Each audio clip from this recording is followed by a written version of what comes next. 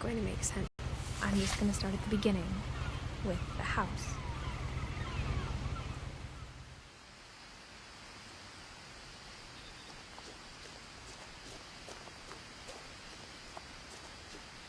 I lived here until I was 11, but I wasn't allowed inside half the rooms.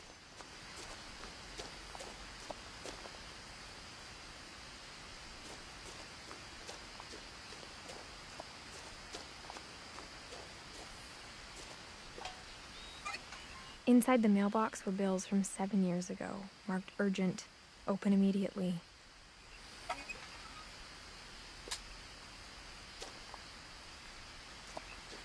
I hadn't been back since my brother Lewis's funeral.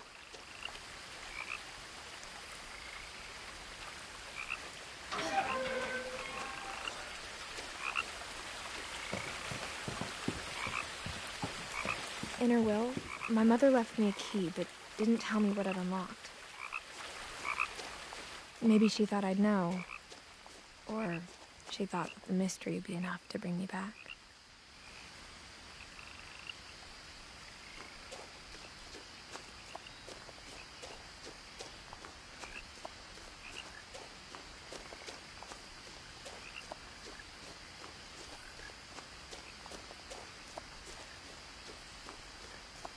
No one had driven this way in a long time, but I saw a few hoof prints.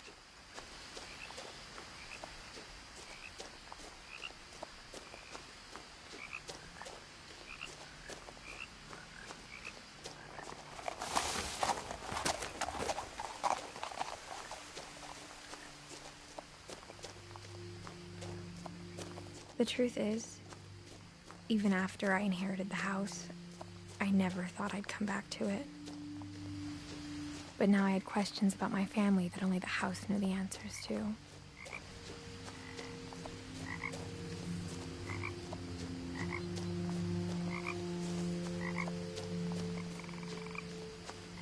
The house was exactly like I remembered it, the way I'd been dreaming about it.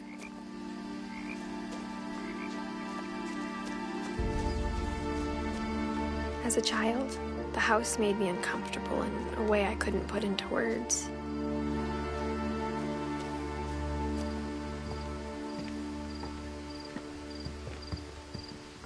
Now, as a 17-year-old, I knew exactly what those words were. I was afraid of the house.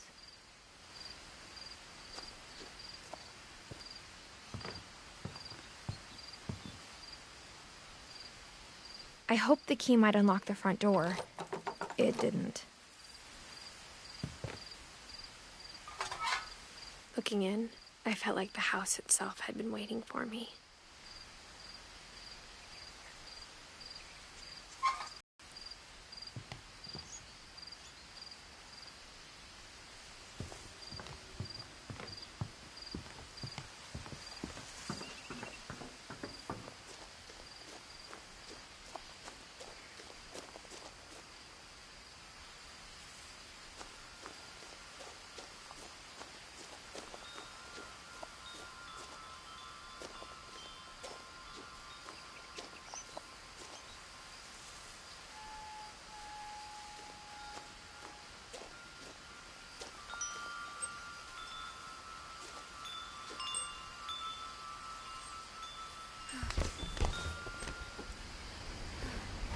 Crawling through the doggy door used to be a lot easier when I was 11.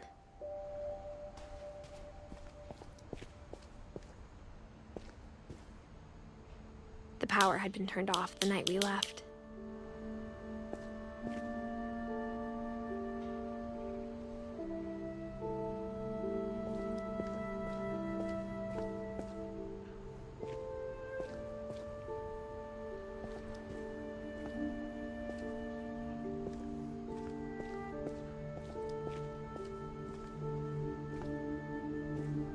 For the first time in years,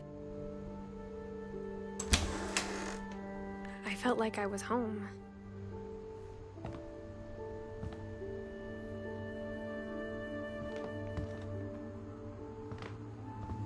But instead of a family, there were just memories of one.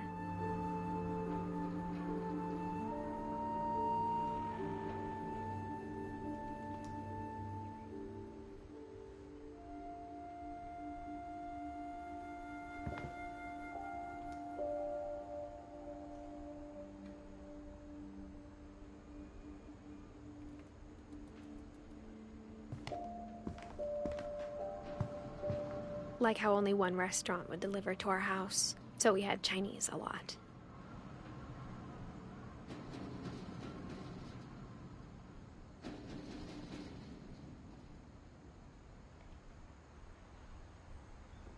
Or how after Louis started working at the cannery, we all got sick of eating salmon.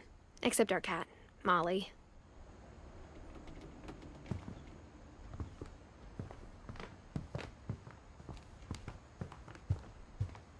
The table was still a wreck from the night we left.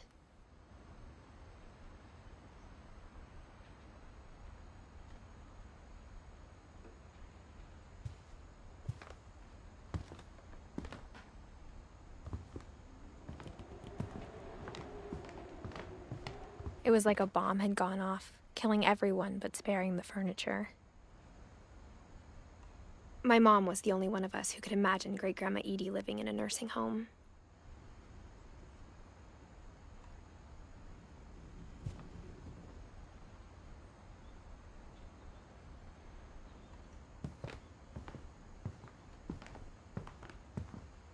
Nothing in the house looked abnormal.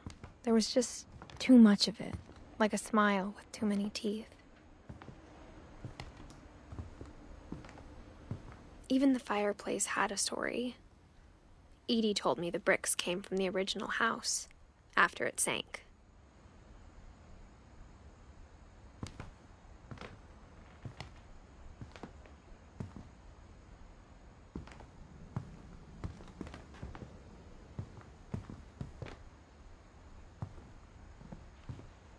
Mom always told me to stay out of the basement, so I wasn't too surprised when the key didn't fit.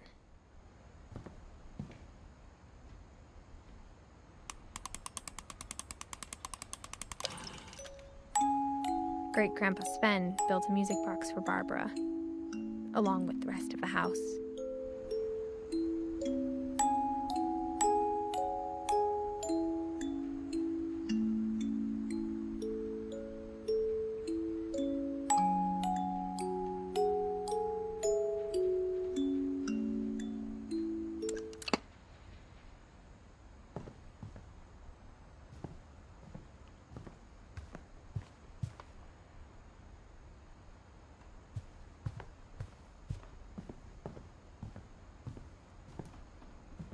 A lot of things got left behind in the whirlwind of that last night.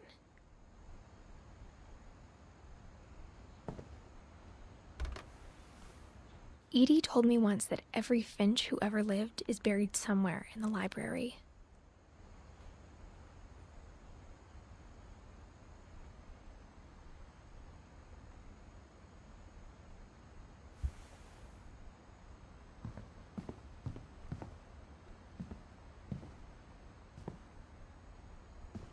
After Milton disappeared, Mom sealed up all the bedrooms. Then Edie retaliated and drilled peepholes.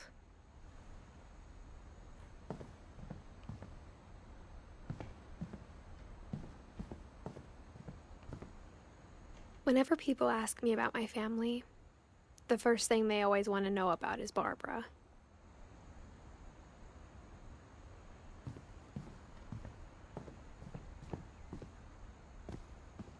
Mom must have locked the third floor stairs on the night we left.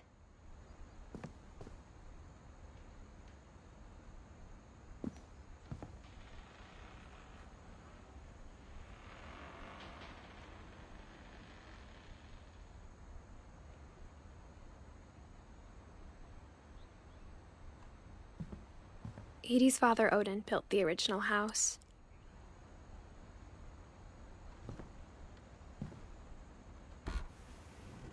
Barbara was a child star for 2 years, until America grew out of it.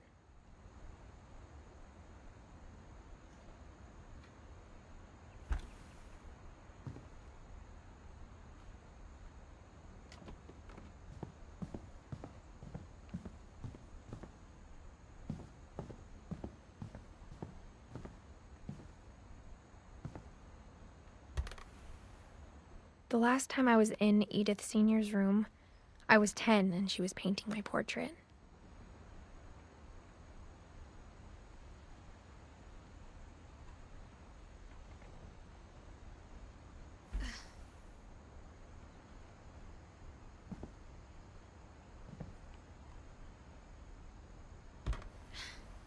My Grandpa Sam spent 7 years sharing a room with his dead brother, Calvin.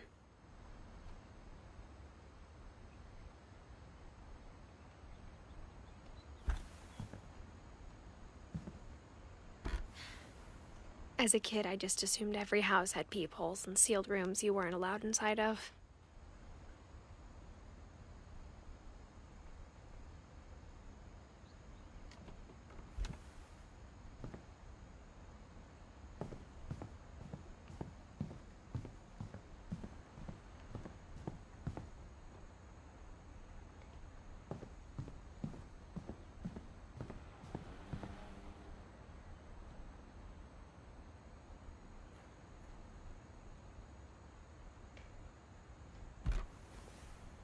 Molly always seemed like a girl I could imagine being friends with, if she hadn't died in 1947.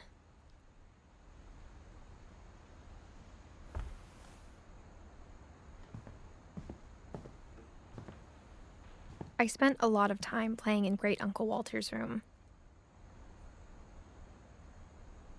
I think my mom sometimes regretted not sealing it up. Lewis told me there were secret passages, but I never believed him.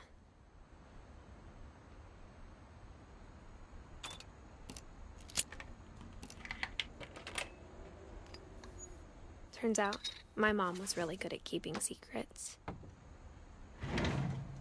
Now it was time to find out what my mom had been afraid of.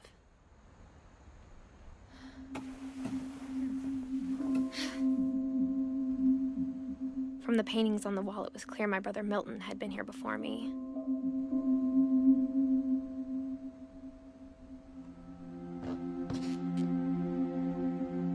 Reading this, maybe it sounds like I had a plan. But I had no idea what was behind that door.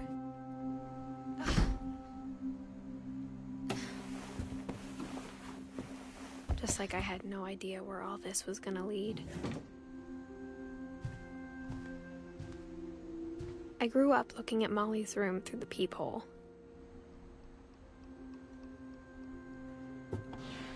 Molly's gerbil had a tiny bedroom with its own even tinier gerbil cage.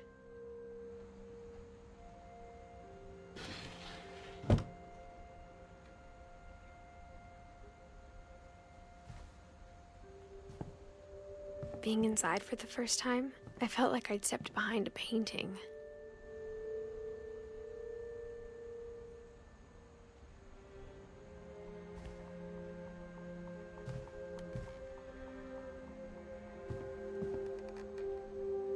I got the sense Edie had spent a lot of time here.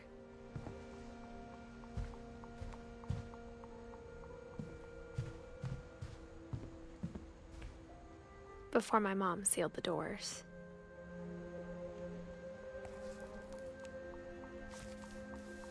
December 13th, 1947. Dear Dad, I wanted to tell somebody about what's gonna happen. It started when Mom sent me to bed without dinner. I woke up and I was starving, so I looked around for something to eat.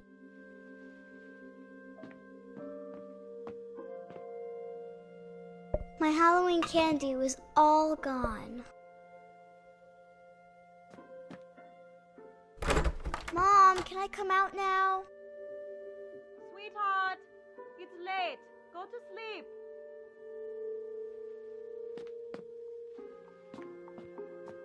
The gerbil food was dry, but I didn't mind it.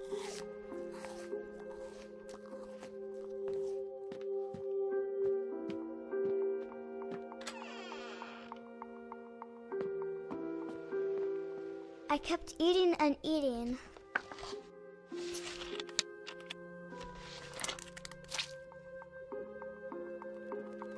I ate a lot of things that night.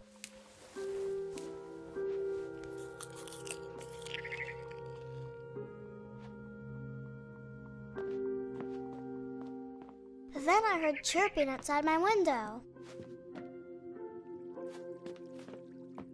It was a barn swallow going back to her nest. I reached out for her.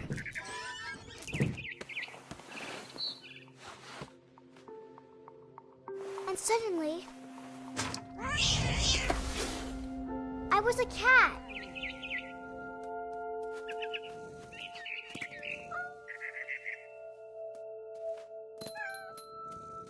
I tried to be quiet, but the bird was really scared.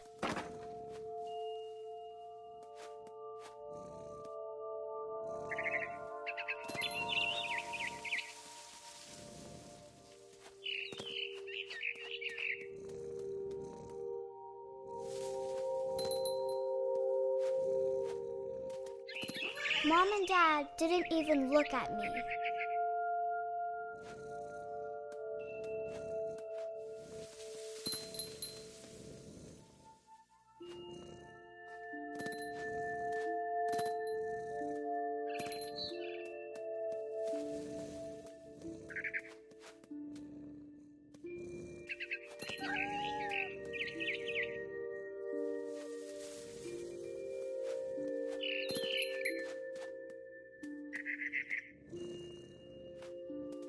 I jumped and I almost got her.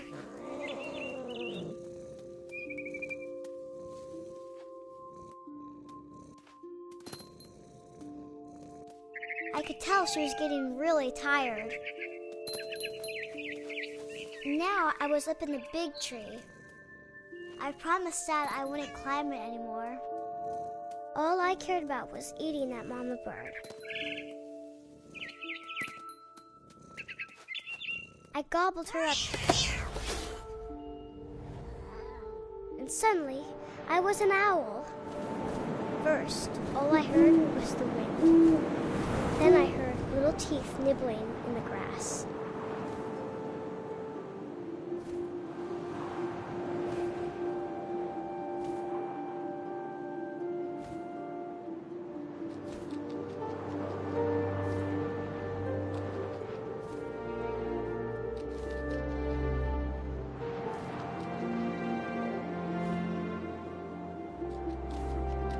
Rabbits.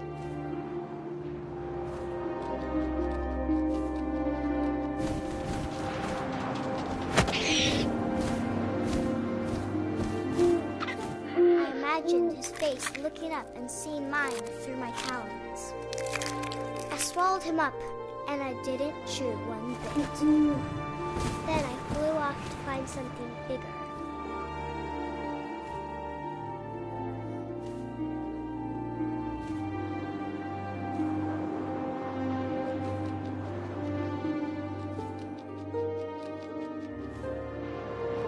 A mama rabbit.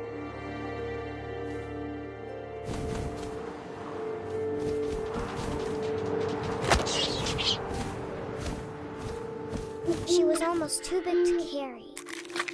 I started choking, but I couldn't stop eating. And suddenly, I was a shark.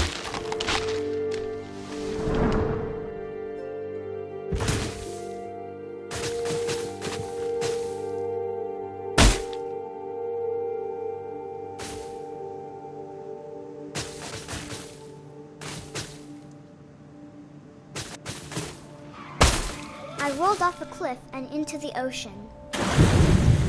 Now, I was hungrier than ever.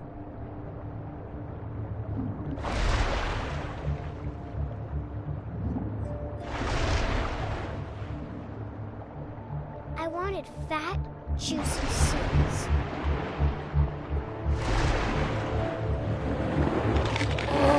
I tore off her flipper, and it tasted really good.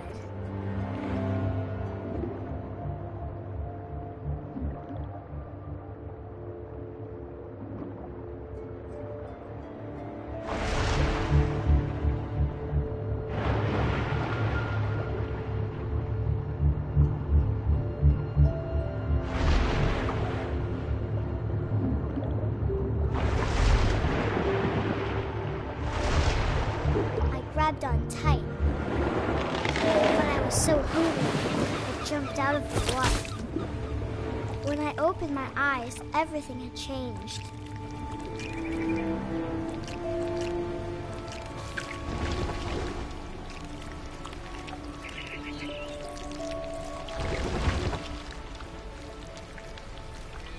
Now I was a monster, and I smelled people everywhere.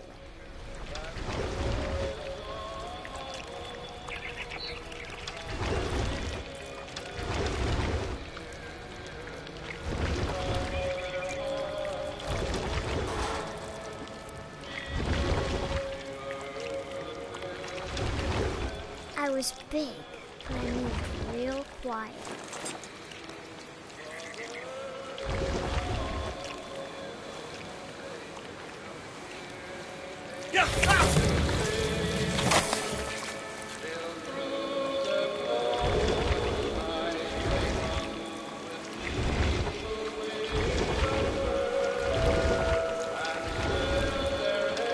I wanted to stop, but also I didn't.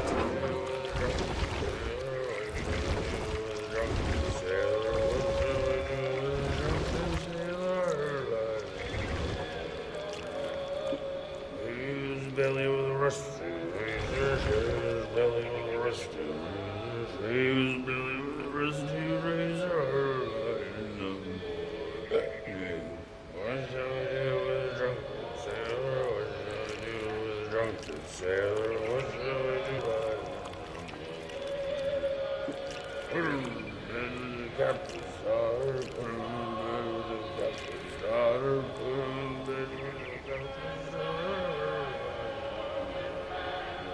What shall we do with a drunken sailor? What shall we do with a drunken sailor? What shall we do with a drunken sailor?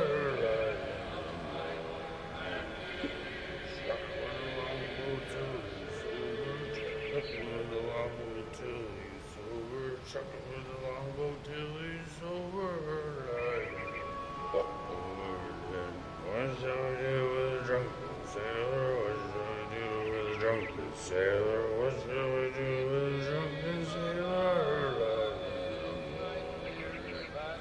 Put him in the scuppers with a hose by bottom. Put him in the scuppers with a hose by bottom. Put him in the scuppers with a hose by bottom. What shall we do with a drunken sailor? What shall we do with a drunken sailor? What shall we do with a drunken sailor? Heave-ho, she rises, heave-ho, she rises, heave-ho, she rises,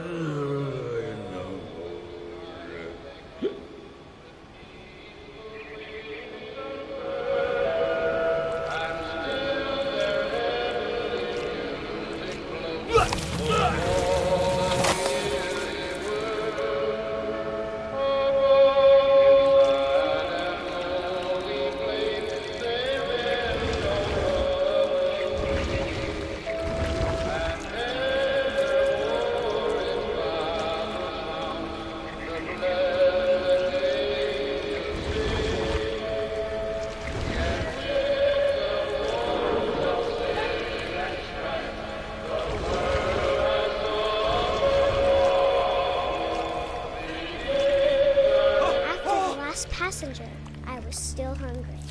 And across the water, I smelled something new. Something I had to have, so I swam towards it.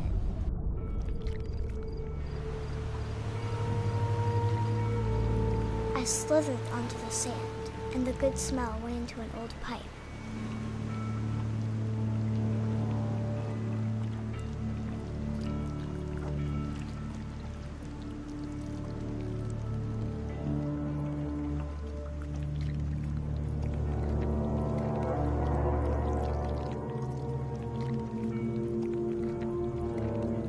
I got closer and closer.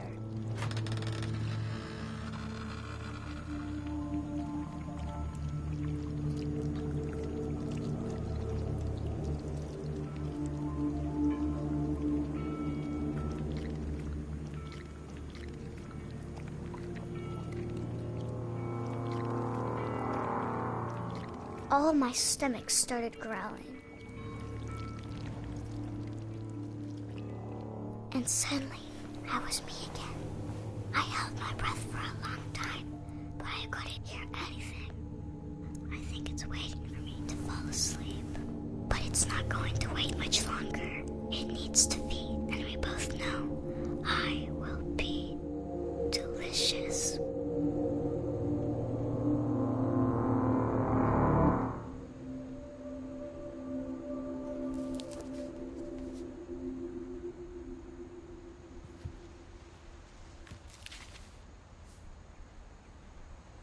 I'm not sure if I believed all of that, but I'm sure Edie would have.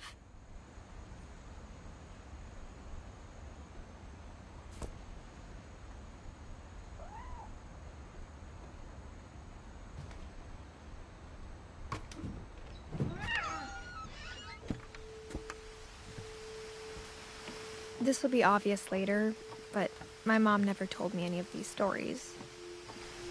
Edie would have, but Mom didn't like bringing up the past. Though, when we adopted a stray kitten, she was the one who named it Molly.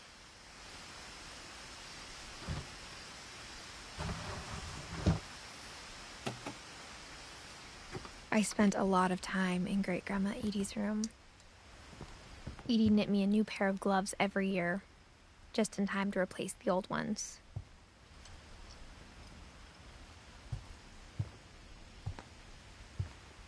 Edie gave a big interview about a mole man living under the Finch house. My mom was furious.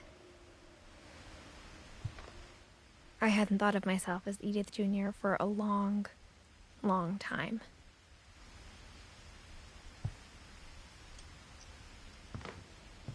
One summer, they evacuated the island, but Edie refused to go. For a few weeks, she was a celebrity.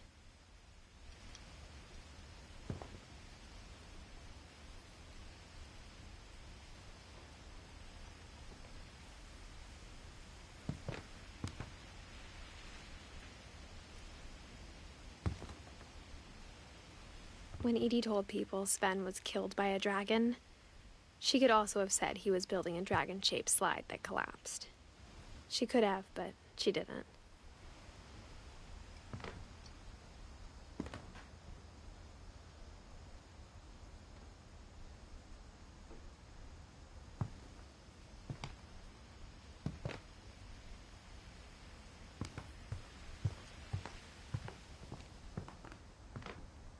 Her room was like a museum.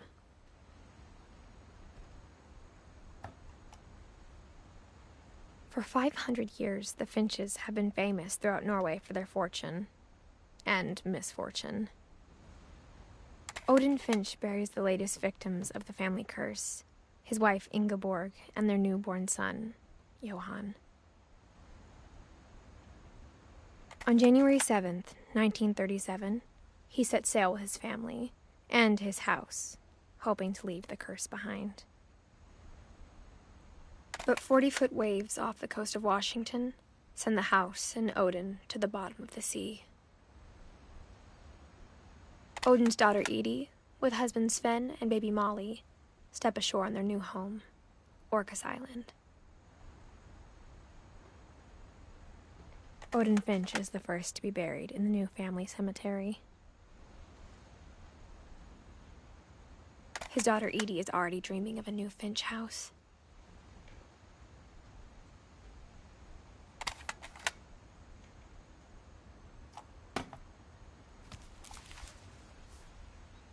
Whatever's wrong with this family, it goes back a long ways.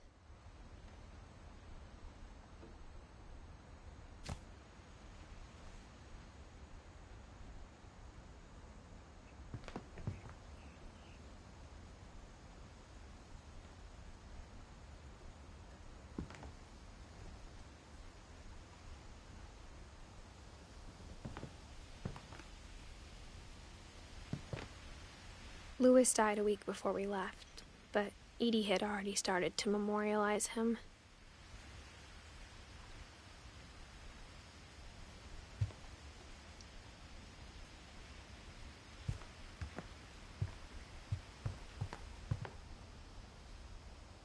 Even in her 90s, sometimes Edie seemed a lot younger than my mother.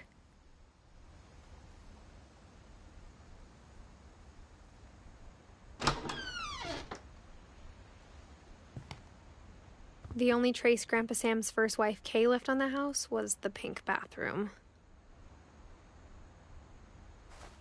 It was a pretty big trace.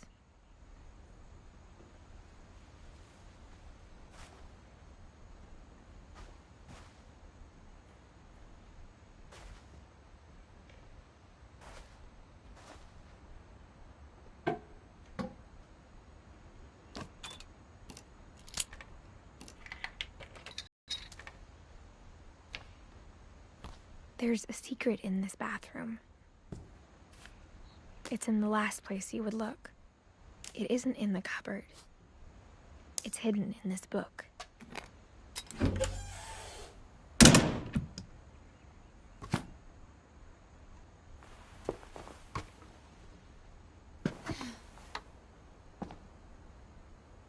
Sven gave Sam an old camera he'd refurbished. He never put it down.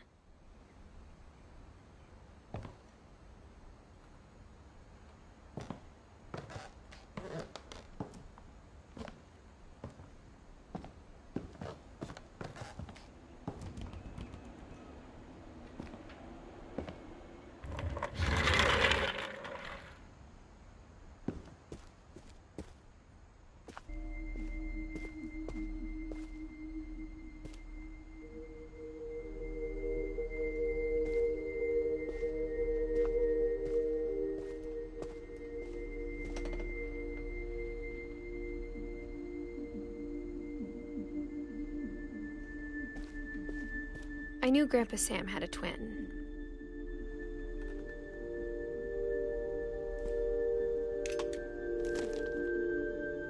And that he never talked about him.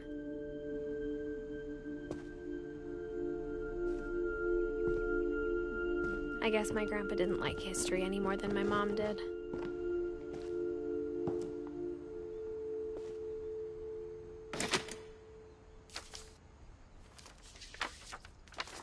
How I Want to Remember My Brother by Sam Finch.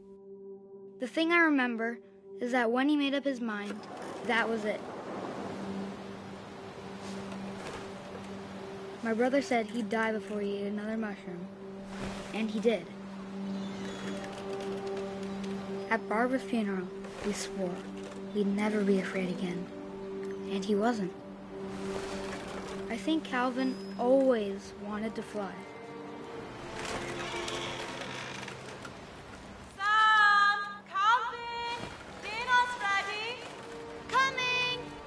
But that day, he finally made up his mind to do it. I told him going around was impossible. Maybe if I hadn't said that.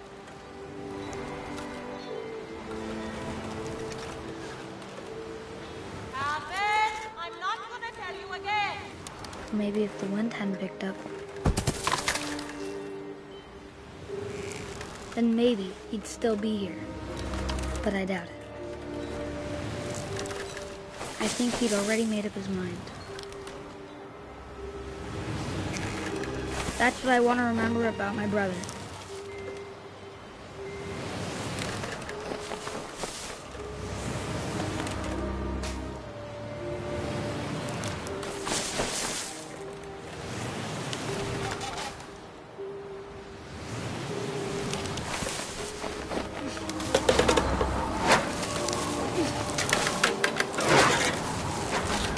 The day he made up his mind to fly. And he did.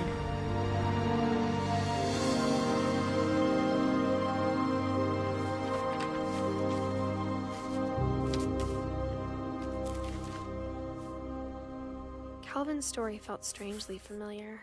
When I was younger, I remember trying to do the exact same thing.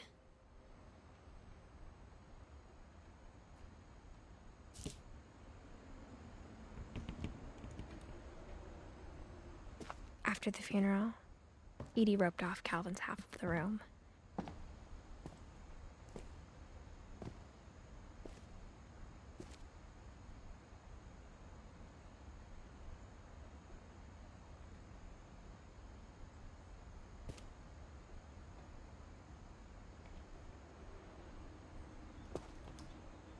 Mom said Grandpa Sam enlisted at 18 and never set foot in the room again.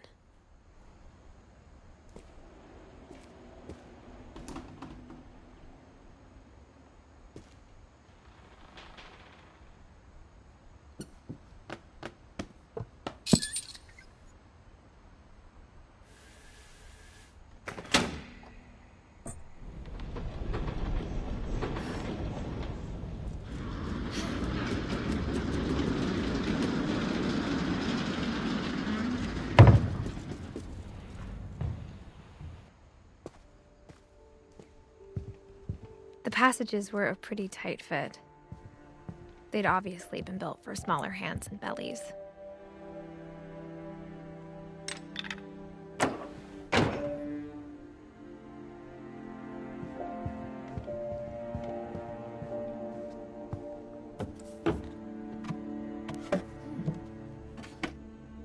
Growing up, I always thought of Barbara as a child star.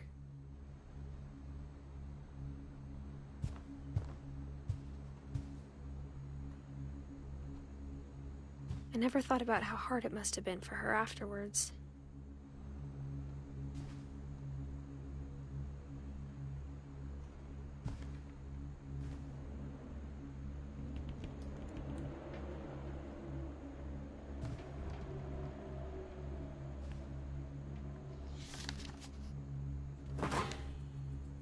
Of all the stories people wrote about Barbara's death, I'm surprised Edie saved this one.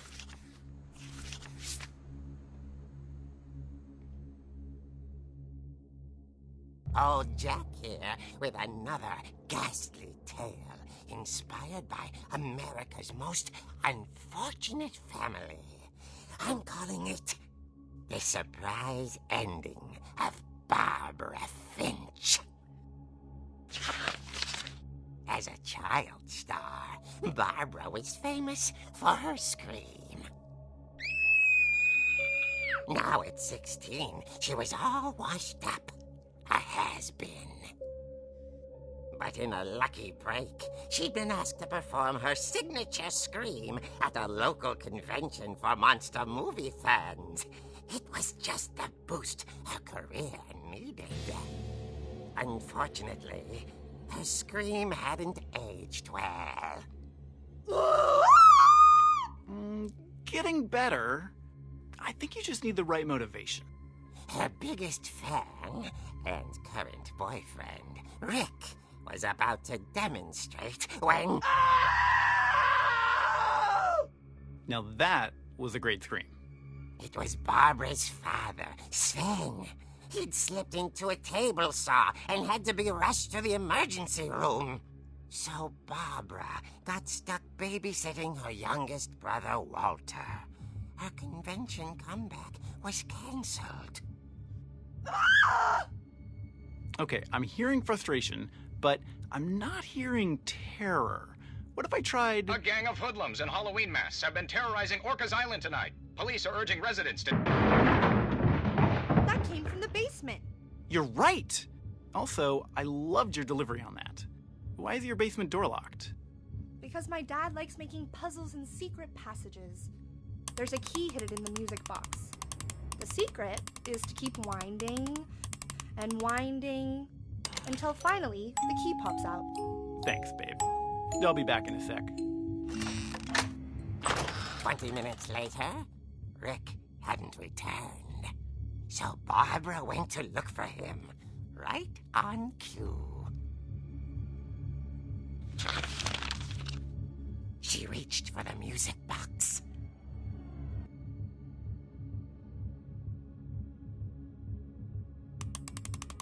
And as she wound the key, she listened for Rick, but the house was silent.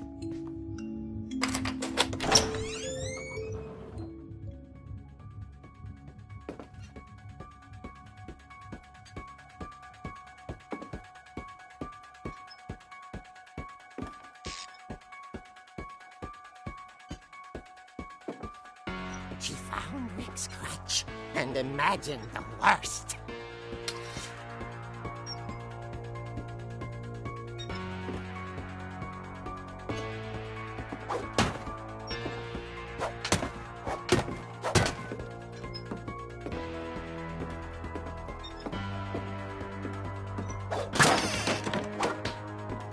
The gang's leader is the infamous Hookman killer, Dr. Carl Hamill, who impaled and then ate his family 10 years ago tonight.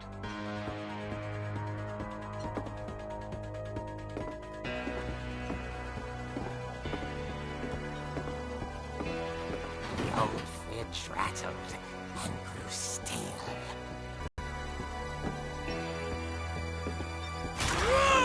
Oh dear!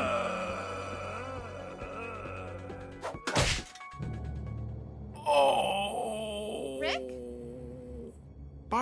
relax. I was just trying to scare you to help you find your scream. Well, I'm not scared, Rick. I'm furious. Then act furious. All I'm getting from you now is that you're hurt and confused and you... She threw him out, but she kept a little something to remember him by. Barb, have you seen my other crutch? And she was still holding it when she fell asleep watching the late picture show. Hours later... Barbara! Walter, what's going on up there? Ah! Okay, I'm coming up, but if this is a trick, you're dead, Walter.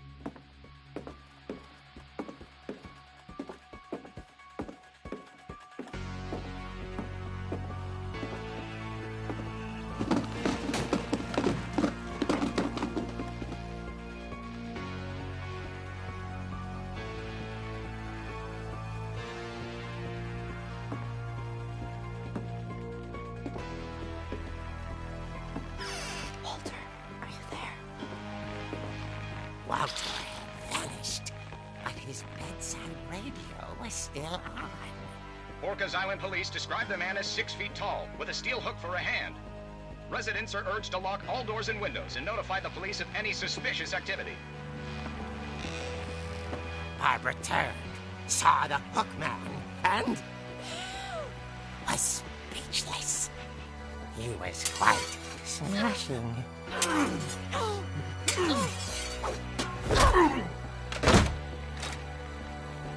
the truth was, he couldn't get enough of Barbara. Okay, Barbara, there's gotta be another way out of here. That night, she played her part beautifully.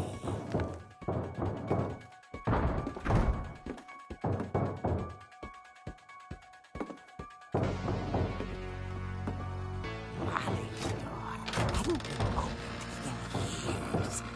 The hinges groaned.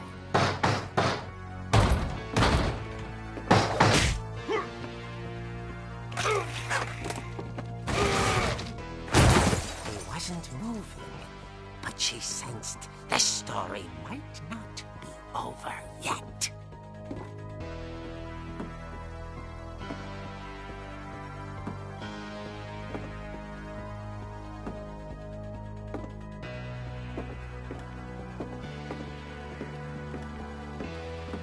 The hookman had vanished. She listened for his breathing, but all she heard was...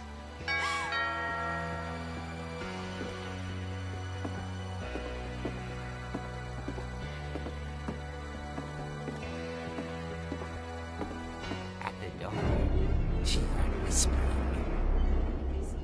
It was coming from inside the house.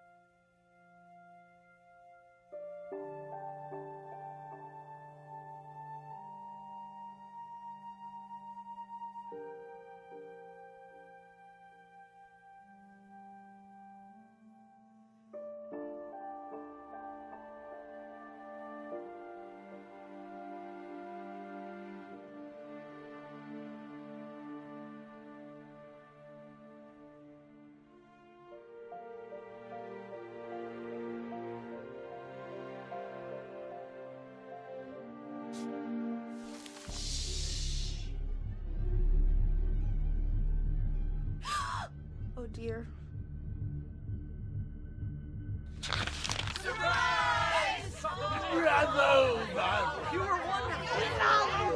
monsters had come to surprise her. For Barbara, it was a dream come true.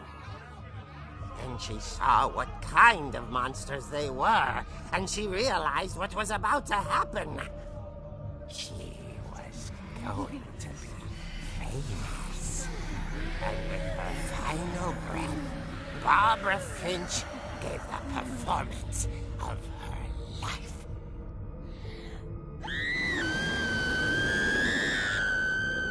I wasn't there myself, but I hear Barbara was magnificent. Poor girl. she had a taste for stardom. But unfortunately, so did her fans. Of course, the police blamed it all on poor Rick, who disappeared the same night. And little Walter, hiding under his bed the whole time. He took it all pretty hard, but that's another story. As for Barbara, tucked inside the music box is all they ever found of her. Her ear. Now that's what I call a real eerie tale.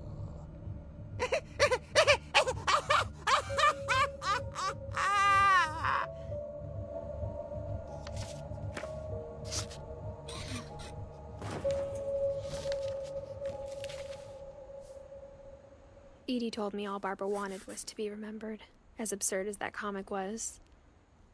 Maybe what Edie saw was a happy ending.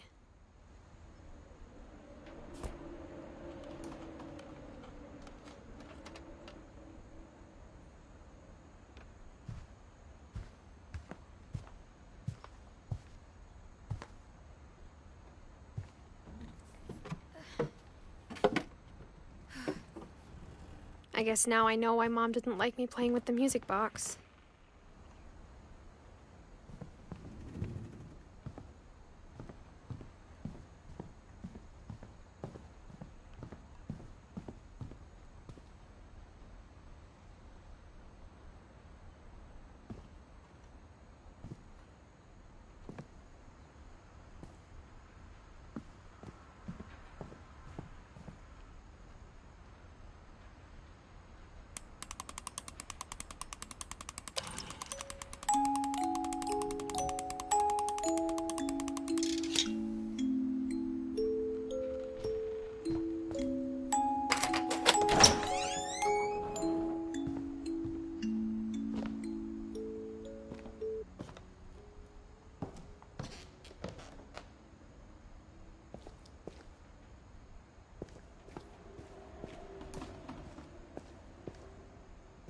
Mom said the basement was off limits, unless I wanted another tetanus shot.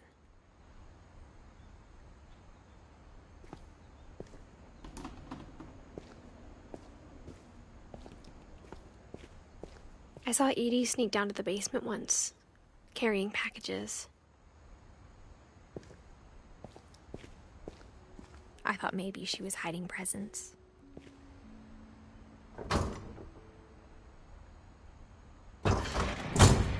It turned out she was hiding a lot more than that.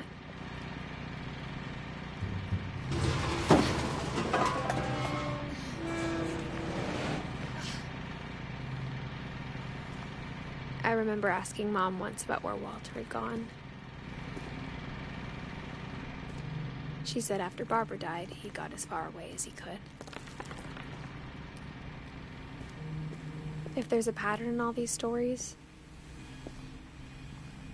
I think it's that none of us has gotten very far.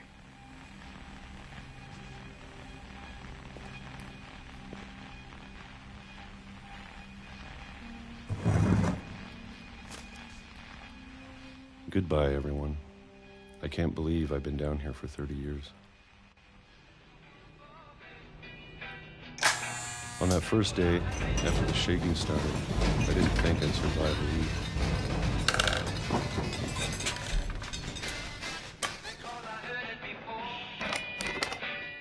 But after a few days, I settled into a routine. That's what kept me sane. Having a schedule, living for today. I always expected to be dead tomorrow. But if you wait long enough, you get used to anything.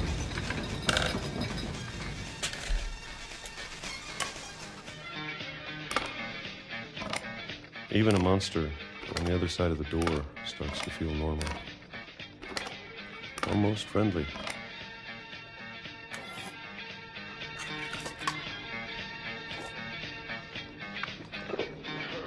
And then one day, everything just stopped. Whatever that thing was, it was gone.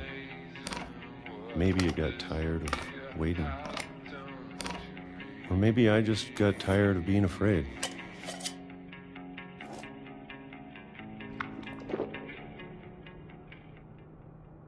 It's been a week now, the longest in 30 years. I'm done waiting. I have to leave while I still can.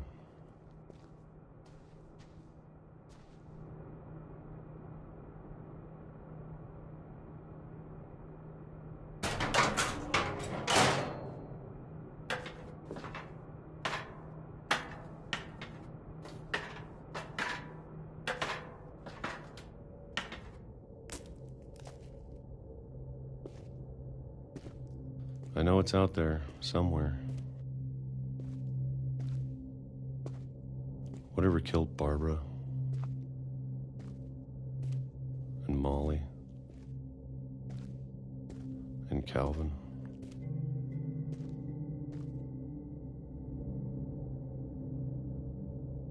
Maybe this is all a mistake. But I need to stop living the same day, even if it kills me.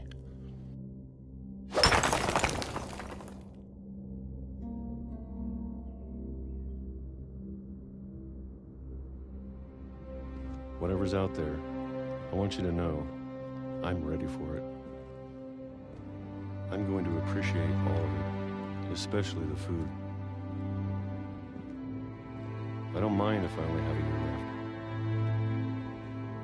Or a month. Or a single week. I'd be happy with one new day.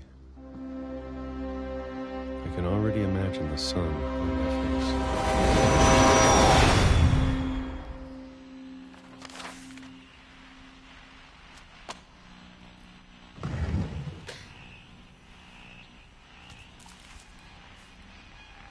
Walter died when I was 6. I can't believe my mom never told me he was down here.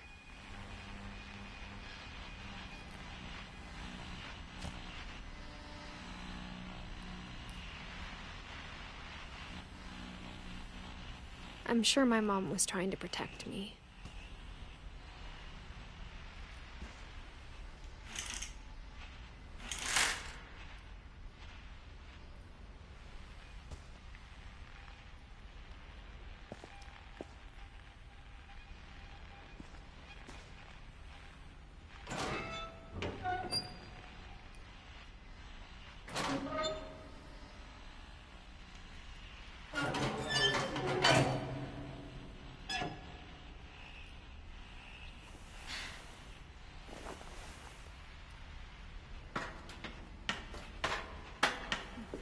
Maybe she was afraid I'd end up like Walter.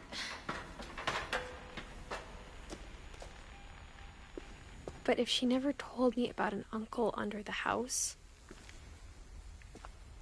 I can only imagine what else she was hiding.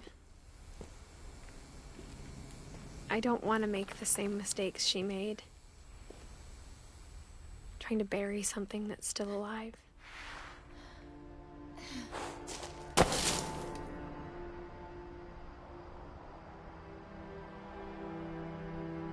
Now that there's only one of us left, or maybe 2, I thought it was time I heard the stories for myself and found out what happened to everyone else. But now I'm worried the stories themselves might be the problem. Maybe we believed so much in a family curse, we made it real.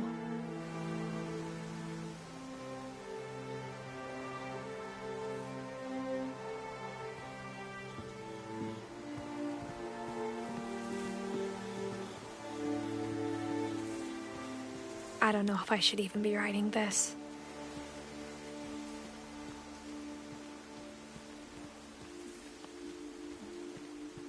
Maybe it'd be better if all this just died with me.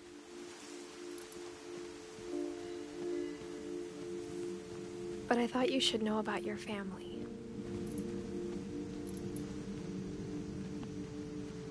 and the history you're a part of.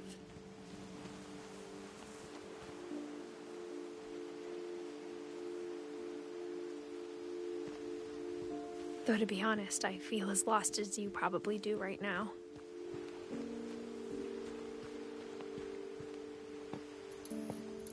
I think the people in these stories believed them, for what that's worth.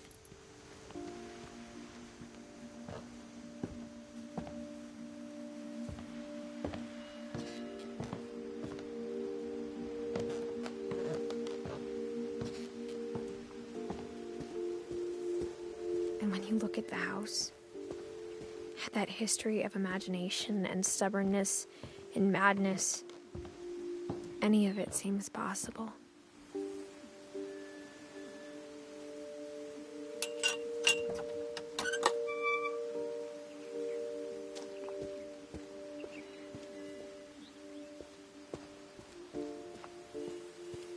I think we've been surrounded by death for so long, we've just gotten used to it. What kind of family finishes building a cemetery before starting the house?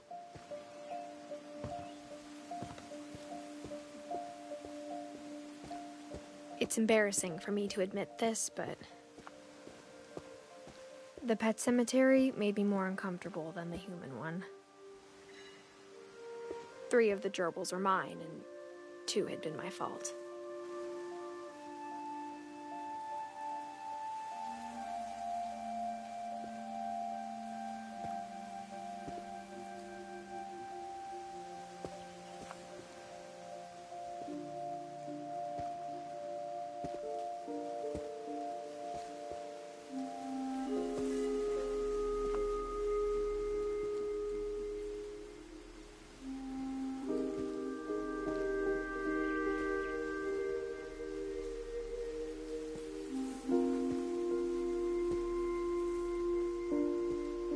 Sven built the house, but it was Edie who designed the cemetery.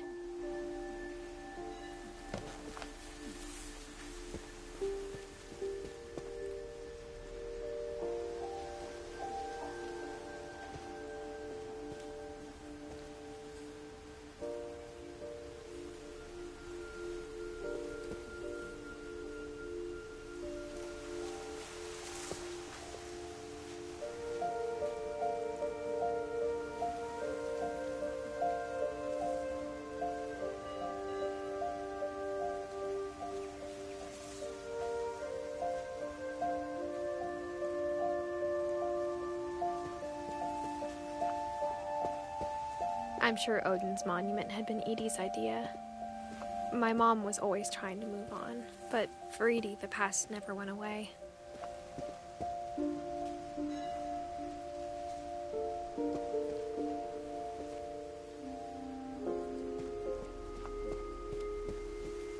She could see it poking out of the water at low tide.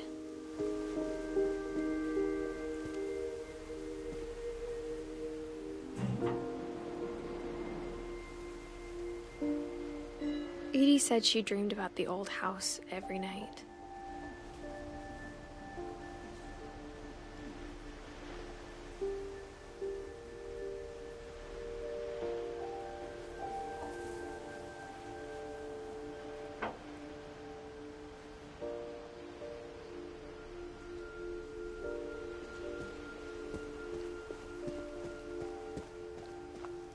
Edie's side was always easier for me to understand. But the older I get, the more I can see where my mom was coming from. Her dad had been pretty strict, but it wasn't enough to save her brothers. She was just trying to do better.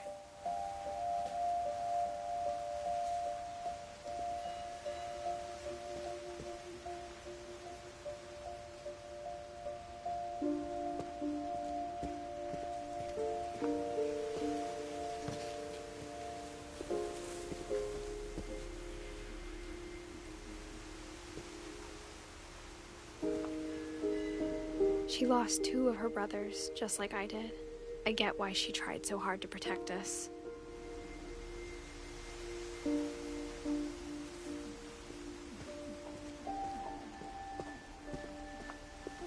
many things I wish I could ask my mom now. Part of me thinks this is what she wanted all along. For me to come back someday and find everything out for myself.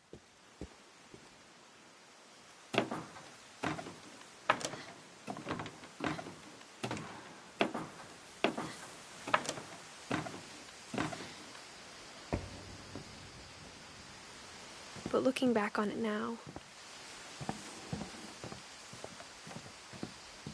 if she told me there was going to be so much climbing, I never would have come when I was 22 weeks pregnant.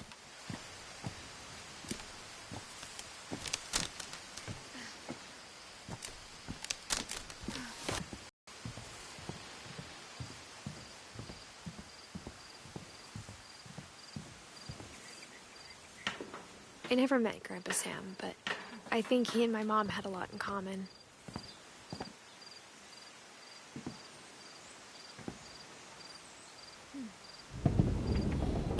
They were both pretty intense.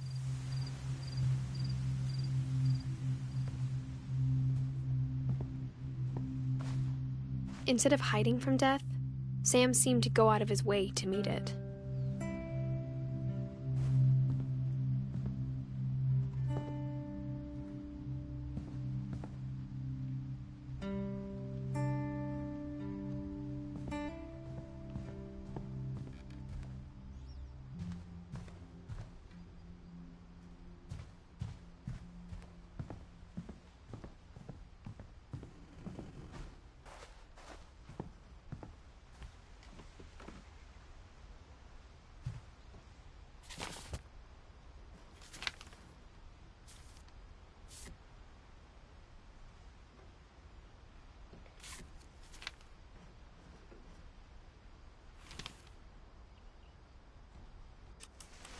Dawn, I promise, you'll never forget this weekend. Yes, sir. These memories are gonna last a lifetime. Mm-hmm. Am I gonna have to shoot anything? It's a hunting trip, Dawn. Shooting is strongly encouraged.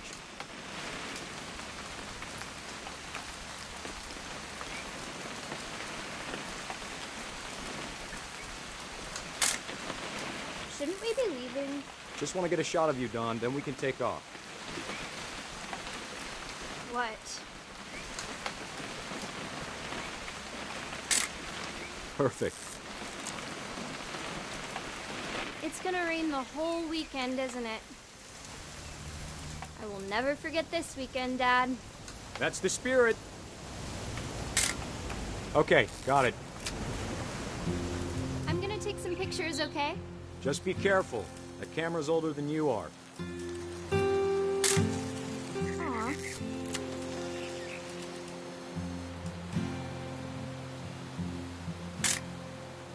You're right, Dad. It's starting to clear up. Still freezing, though.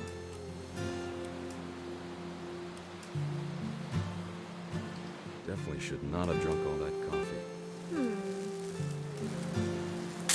Hey! That's a keeper. Hold still while I take a picture of you. I'm just saying, I'm not always gonna be here, Dawn.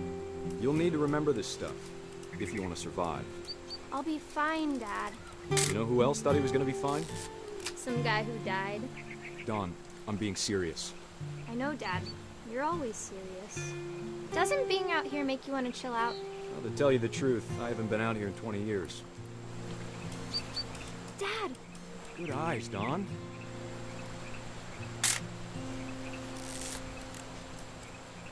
Before you take the shot, let me get a picture of you.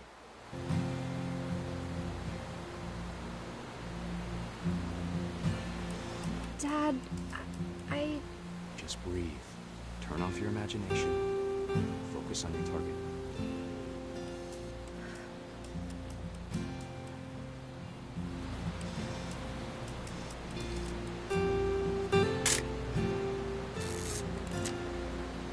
Let me get behind you.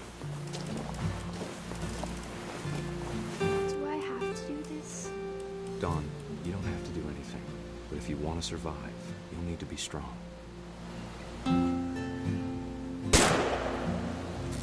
Great shot, Dawn!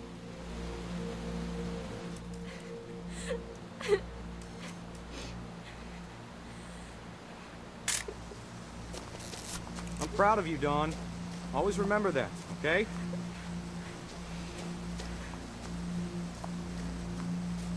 Dad, it's twitching. I think That's it's totally normal, Dawn. Just focus on the camera. Try not to think about— Dad!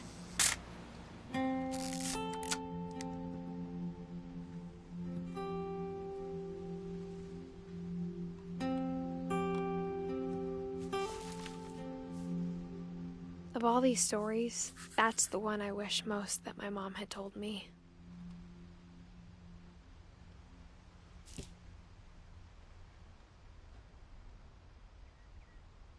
Sam spent his life shooting photos, but Mom said he got nervous being in front of the camera.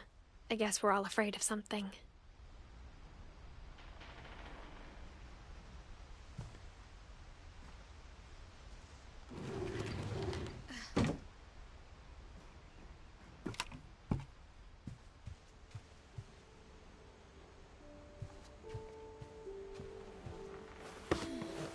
After Sam died, my mom and Edie got really close.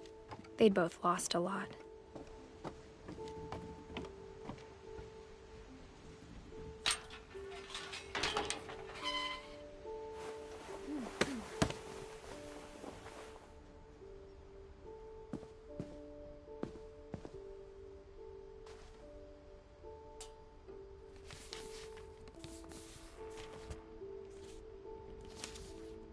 Dear Kay, do you remember the way Gregory used to laugh when he thought he was alone? Like something funny was happening, but only he could see it.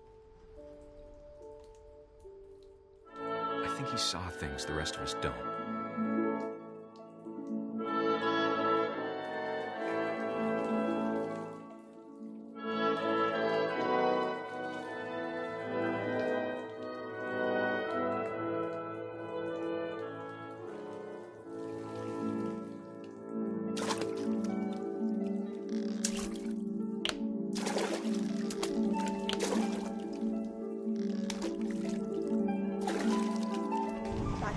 Gregory, it's time to...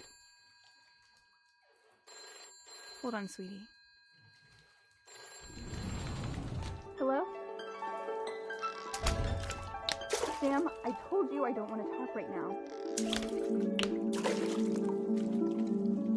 I wonder what he saw. What his world was like.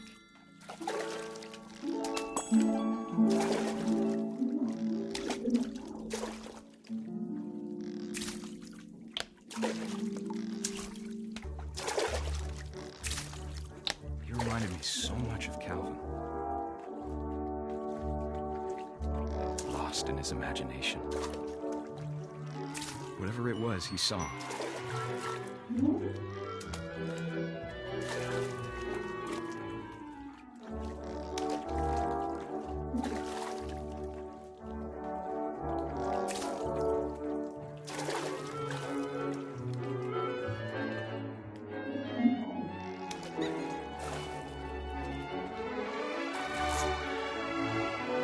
Sure made him happy.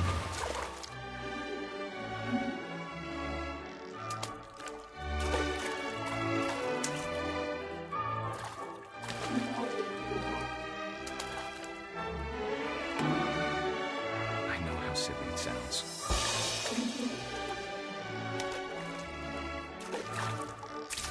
But I worried about a baby being too happy. I could feel him slipping away. Sorry about that, Gregory. I know you did everything you could. Maybe if I hadn't called that night. Damn it. Hold on, I don't want Gregory to hear this. I wish he could have told us about the world he saw.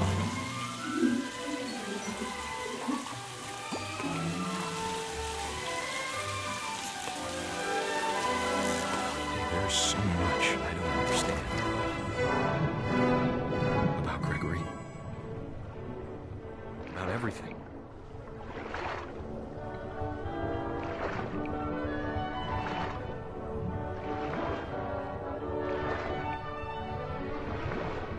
what happened wasn't your fault.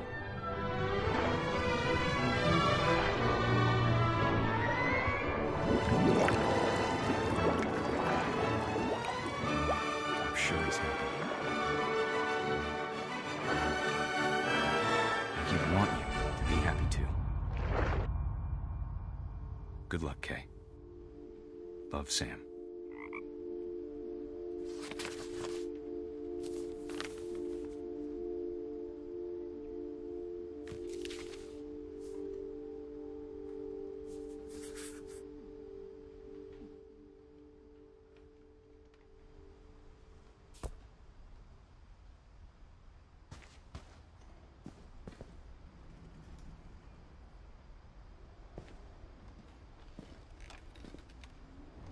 I can't imagine my mom ever writing poetry, and yet...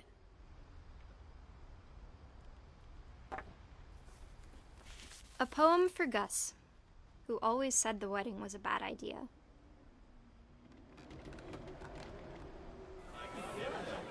Our father never hit us kids, at least not very hard, before the day my brother said with teenage disregard that he'd be dead before he'd see a wedding in our yard.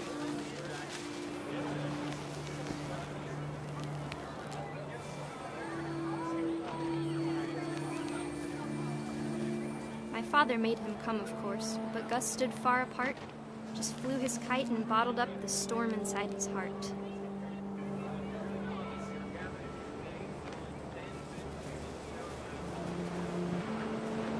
I tried to talk him out of it, but though he'd never met her, "We don't need a stepmom," were the words that I now pronounce you husband and wife. You may kiss the bride.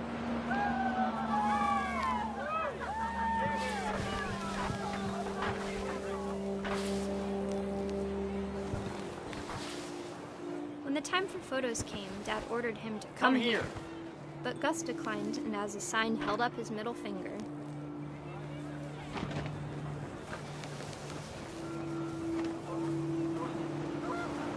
The wind picked up, and panicked geese appeared and quickly went. But all the humans did that day was go inside the tent.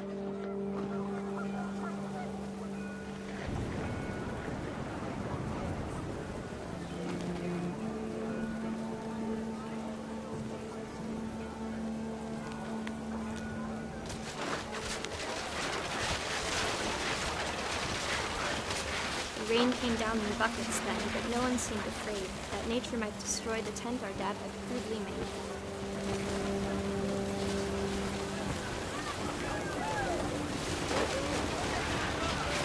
The thunder sounded much too close and full of angry power, but all my father said to this was, "Make the music louder."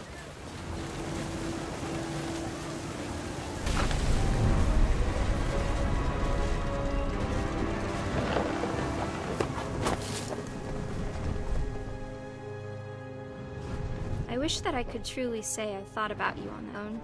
Just you, the wind, the sea, and foam. But I didn't. Until we found you.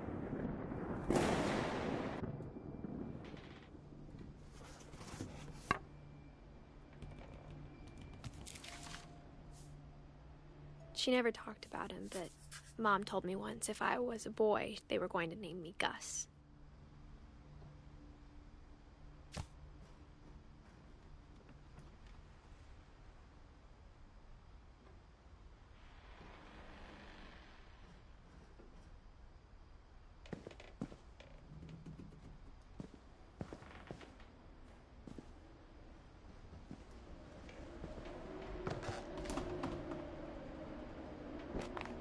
My mom moved up to the loft after her brothers died. At the time, it was as far away as she could get.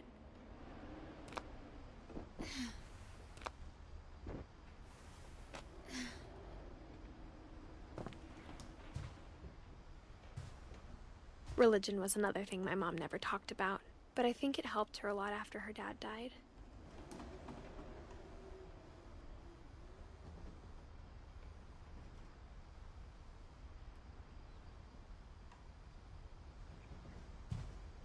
She spent a summer building houses in Calcutta, where she met my dad, Sanjay.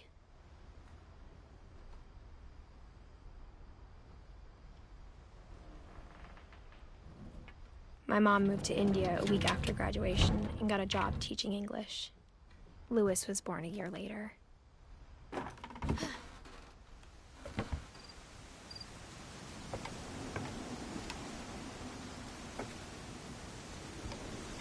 When my dad died, I don't think Mom knew where else to go. I'm sure Edie was happy to have her back. The house had to get a little bigger, but Edie was used to that.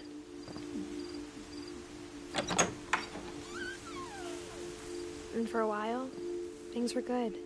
Almost normal. But it didn't last. The beginning of the end was Milton's 10th birthday, when Edie gave him a castle.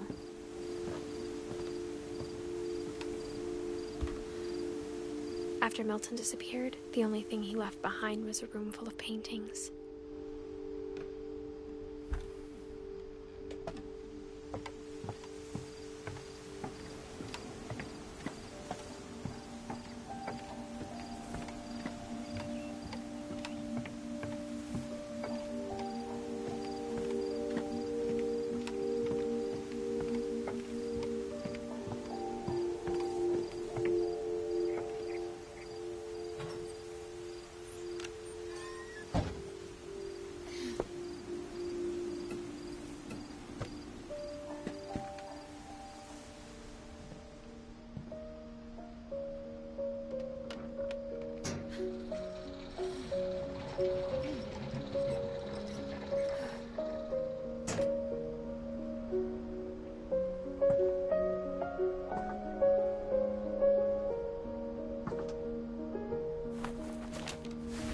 Milton Finch in The Magic Paintbrush.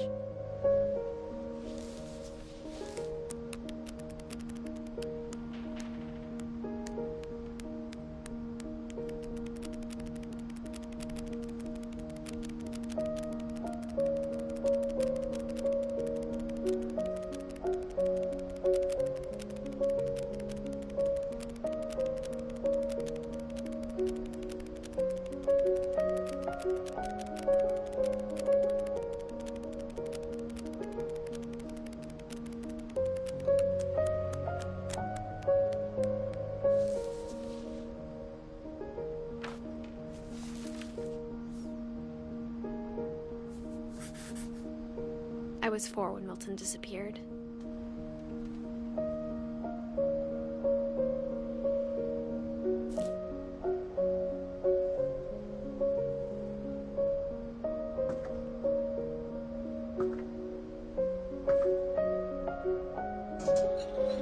Mom spent months searching for my brother.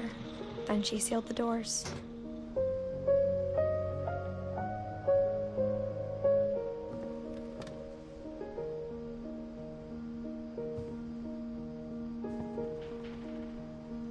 Whatever Milton had found in the house, Mom didn't want it getting out.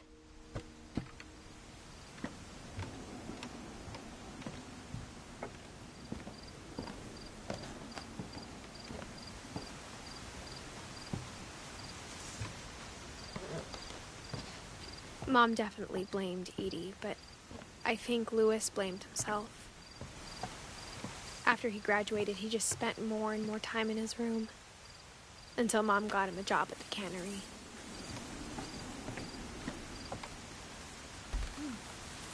Everyone always told me to stay out of Louis's room. Except Louis.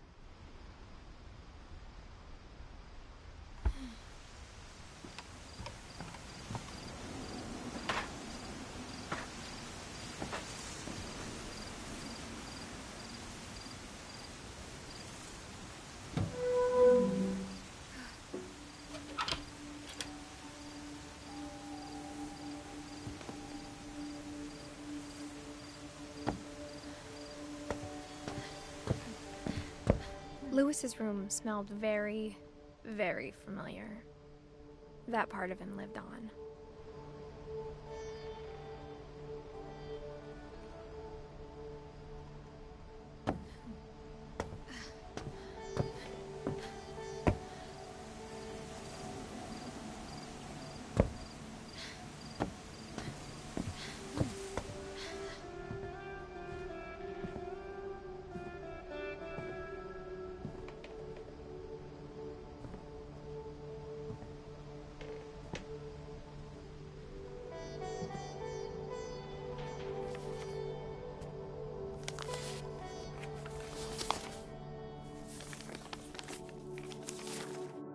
Dear Mrs. Finch, as Lewis's psychiatrist, I can understand your desire for an explanation. As I see it, the trouble began in January, shortly after we convinced your son to seek treatment for substance abuse. Newly sober, I believe Lewis first noticed the monotony of his daily life.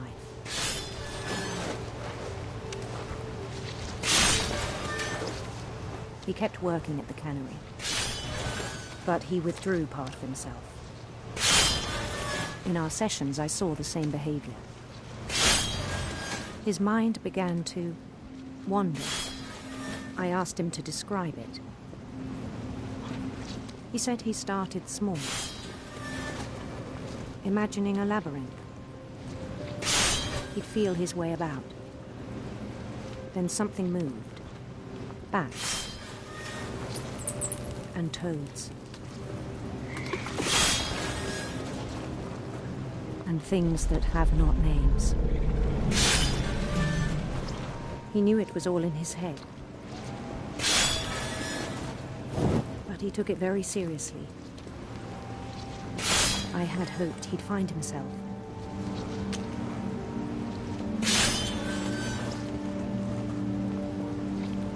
But he found something more.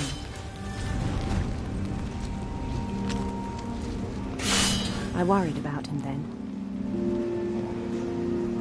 Daydreaming at the cannery. I spoke with his boss. But he said Lewis had become a model employee. Methodical, tireless, focused. Like a whole new Lewis. So I let him go on.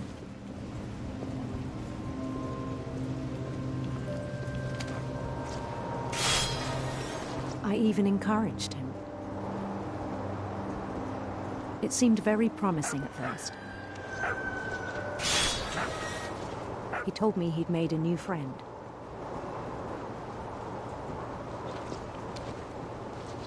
On the edge of a city he named Lewis Topia.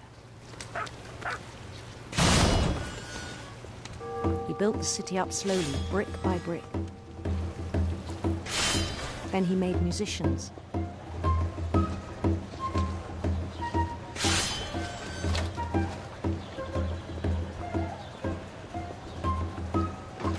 And songs for them to play.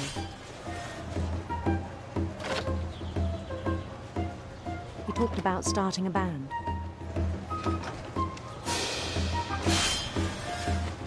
And he was always humming something.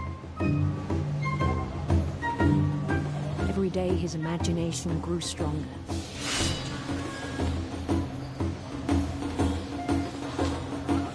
He no longer spoke at the cannery.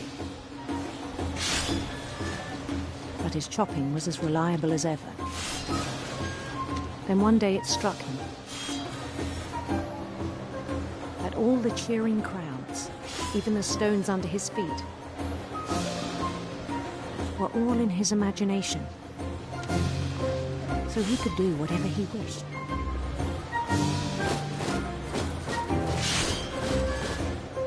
He held an election for mayor. And he won. They begged him to stay, but his mind was already wandering. It became a game for him.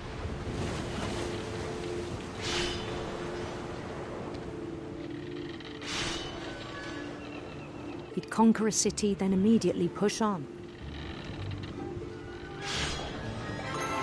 New Louisville. St. Louis.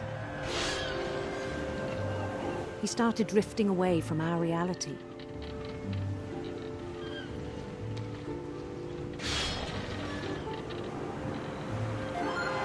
Minneapolis, until one day he forgot to go home from the cannery.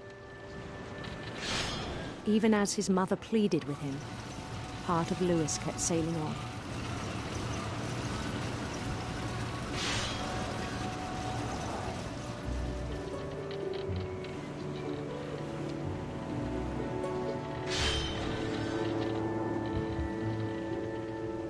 In Lewisburg, He heard rumors of a handsome queen.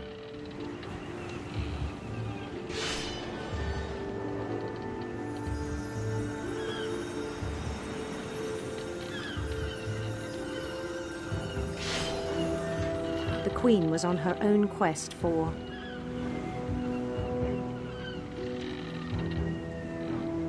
sinister serpents.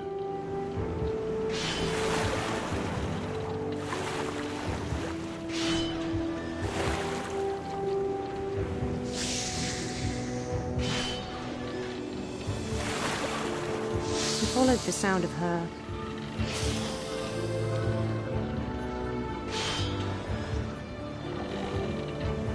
silver harp.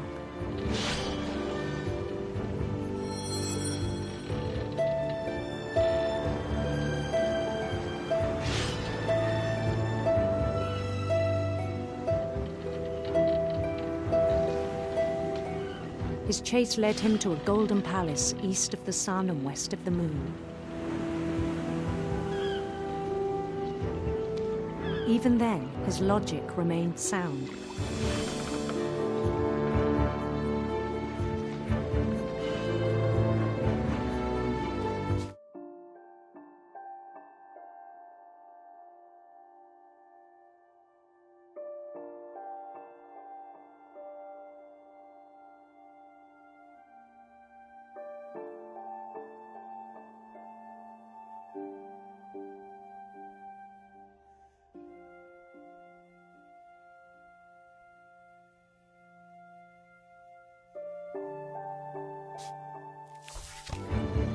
He knew the world was all in his imagination.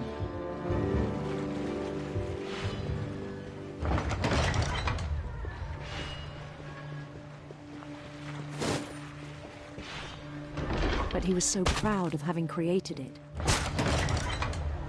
In his own eyes, he'd become something greater than a king.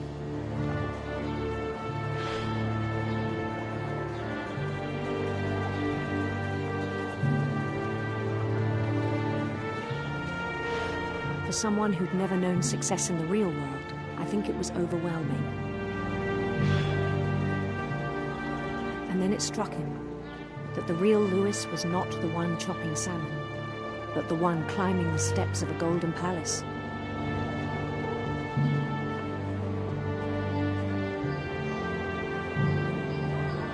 My imagination is as real as my body, he told me. It was hard to argue with him.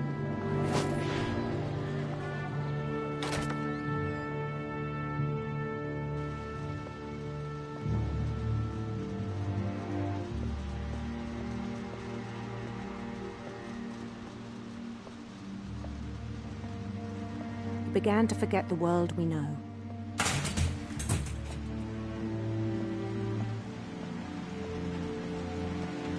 I think it pained him to remember Lewis, the cannery worker.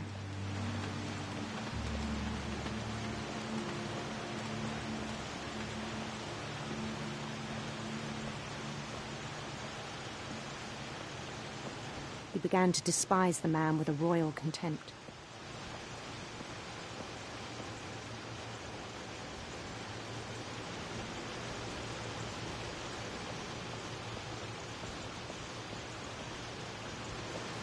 I still thought I could save him. Even after he said he was being crowned king over all the lands of wonder. The palace would be packed with his companions.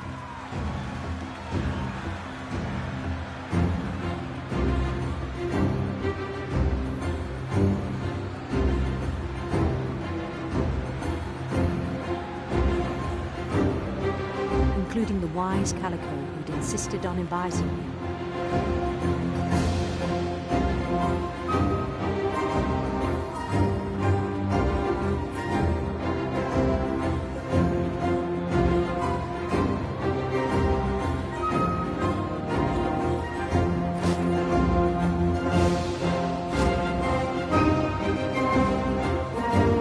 His queen waited, holding his crown.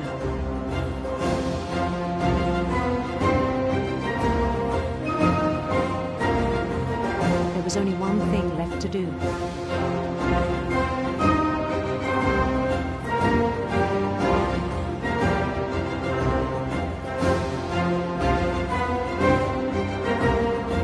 Bend down his head.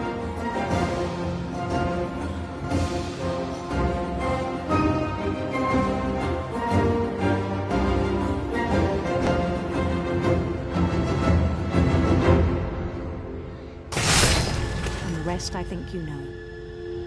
Mrs. Finch, your son was a kind man who will be missed by all of us who knew him.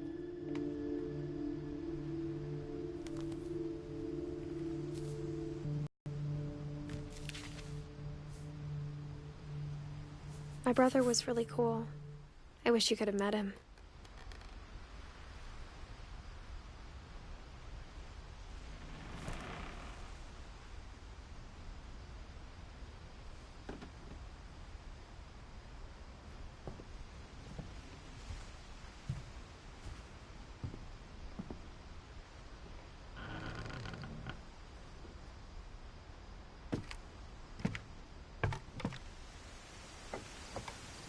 On the way back from Lewis's funeral, my mom told me to start packing. She waited until the day before we left to tell Edie. I'm not sure if she wanted to make it easier or harder.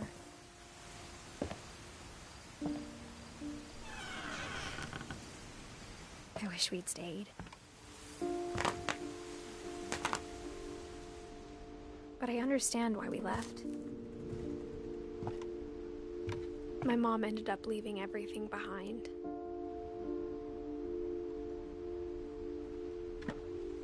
What happened that night had been coming for a long time. Maybe it should have come sooner.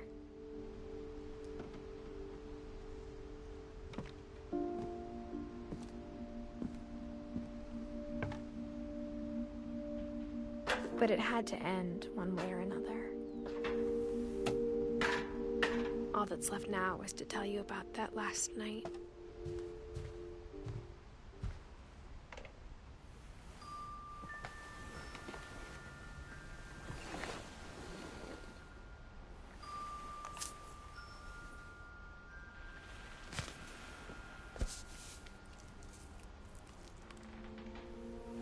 That whole last day, Edie just watched us pack and didn't say a word. Until supper, when she raised her glass and said, "To our final night together, and all our final nights apart." Grandma, you know what I said about alcohol. Some of your medications are very Edith, specific. I left a present for you in the hallway. Why don't you go open it? The grown-ups have to argue now. I'm sorry, you're right. We're all leaving tomorrow. Let's just enjoy our last... I'm not leaving. Edith, you're excused.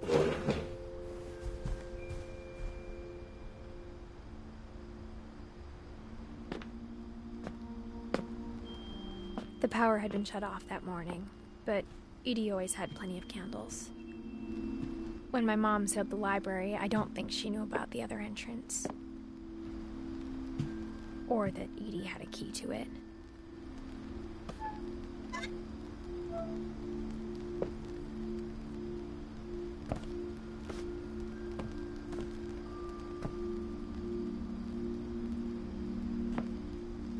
The thing you're afraid of isn't going to end when you leave the house. Edith has a right to know these stories. My children are dead because of your stories. I think it's best if Edith and I leave tonight. We'll have the nursing home send a van for you in the morning, okay?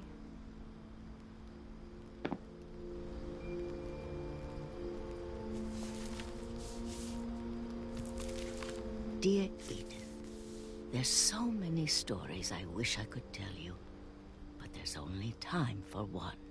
This is about what happened on the night you were born. That night, the tide went way, way out. It was the first and last time I ever saw the old house aground. There'd been an earthquake out in the middle of the ocean. They called it the lowest tide in 1,000 years. God, it smelled awful. You know, I've seen that house every day of my life.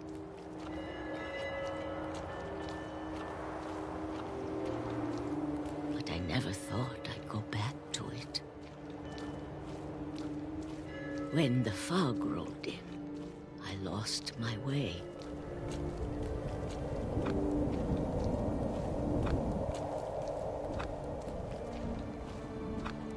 I got turned around.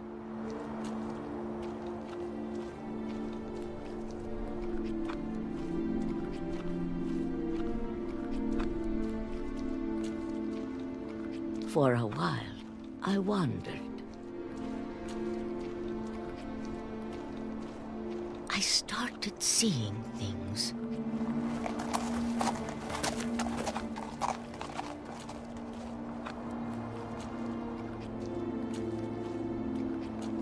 Things I'd forgotten had ever existed.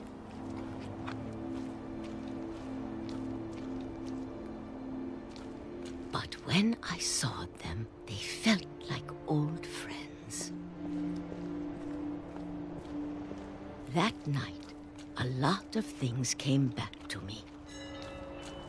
Or maybe I came back to them.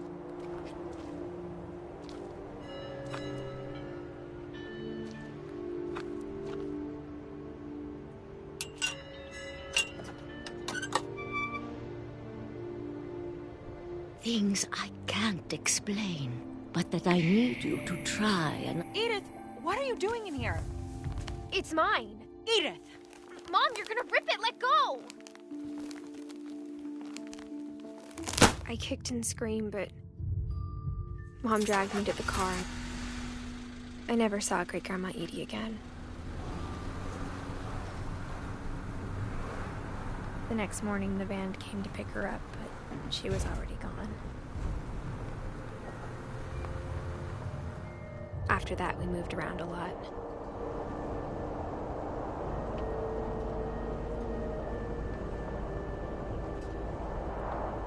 We both tried to make the best of it.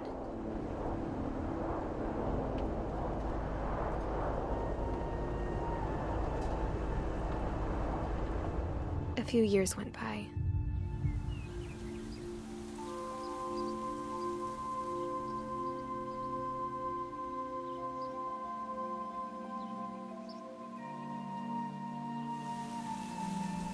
My mom didn't like to talk about it.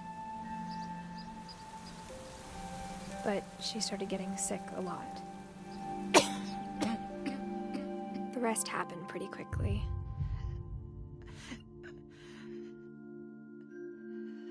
She got better for a while, and then she didn't.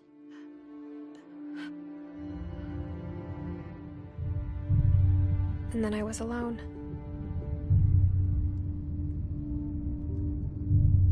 The last Finch left alive.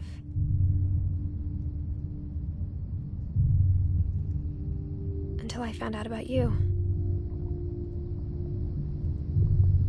I'm still not sure what to tell you about all this.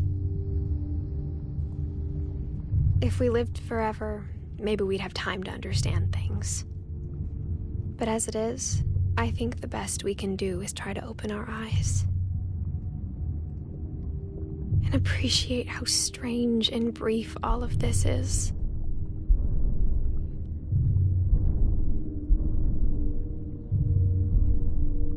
This journal was supposed to be for you.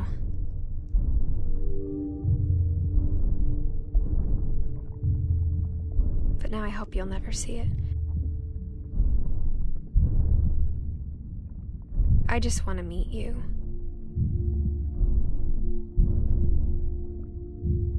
And tell you all these stories myself. But I guess if you're reading this now, things didn't work out that way.